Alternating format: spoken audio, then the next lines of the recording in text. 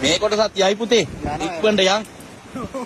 මේ ඇවිල්ලා මේ ඇලහැර නෙමෙයි මොරගහකන්ද කළුගඟ මාර්ගයේ තිබෙන මේ පාලම එතනින් එහාට පාලම කඩාගෙන ගිහින් තියෙනවා මේ මොරගහකන්දේ වාන්දොරට වැරලා තියෙන හින්දා මේ තියෙන පාලම මේ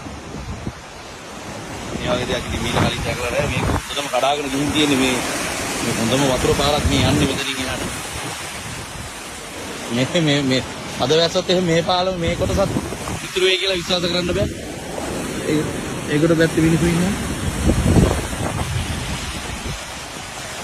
ඔය ඉස්සරහින් තේන්නේ මේ මොරගහකන්දේ ඩෑම් එකේ වතුර අරලා තියෙනවා පේන්නේ නැහැ මීදුමට මොනවත්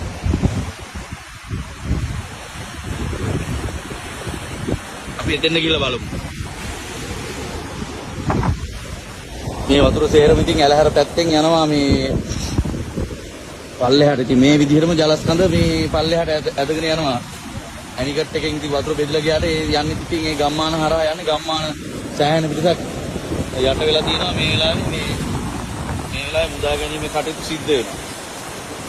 අදත් ඊයේ වගේම වර්ෂාව ඇදහැළුනොත් මීට වැඩිය ලොකු හානියක් සිද්ධ වෙන්න ඉඩ තියෙනවා. මේ පාලමක් මේ විදිහට ගිහින් තියෙනවා නම් වතුර කඳට. අයිති එතනින් එහාට අපේ පොඩි තැන් මොන කතාවද? අක්කා ෆෝන් එක charge කරගන්න.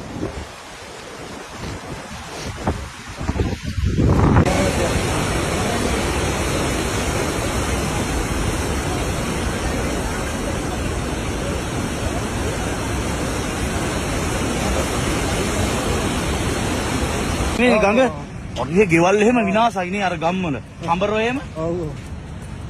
ඉස්සර එහෙට යන්නේ. ඒ දෙපාරක් මිස්ටේක් කරයි.